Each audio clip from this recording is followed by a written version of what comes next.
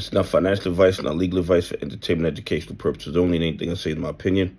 Please don't make any financial decision based on anything I say in these videos. That being said, hit the like button, subscribe button, all that YouTube algorithm stuff so you get the videos I put them out. See what I'm thinking, see I'm analyzing that data. Like I tell every day, the data they release us is false. It really gives a false narrative to the market so we can make bad trading decisions. Listen, if you've been following my videos, you know that U.S. banks are required to have 0% collateral on hand as a backup measure. So that means they have loaned out or used every single bit of money. They are not required to have 1 penny on hand. So if you deposit $1 million in the bank, they can lend out that entire $1 million and never have anything in reserve. So if everybody decided they wanted their money out at the same time, the banks would have a problem. Now, everybody knows this is a high-risk situation, so the U.S. banking regulators had decided they're going to change it and require that the banks have a certain percentage of money in their coffers.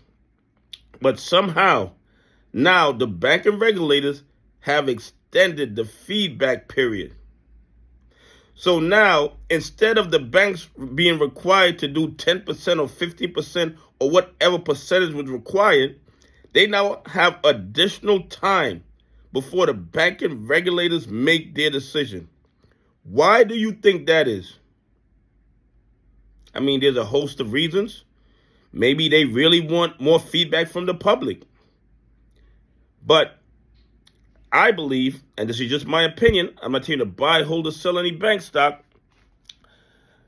If they make it 5% or 10% or 50%, if they make it even 1%, the banks do not have the money to meet the minimum requirements. So they are keeping it at 0 as long as possible, trying to figure a way out for the banks. The banks have lost trillions of dollars over the past months in unrealized losses, realized losses, and customers taking their deposit money out. No matter how low they set the leverage requirements, I believe, in my opinion, the banks won't be able to meet it because they do not have that cash on hand. And this is further evidence to me that our market is about to crash. The only reason they are extending the feedback period is because even if they made it 1%, the banks would not be able to comply because they have no money.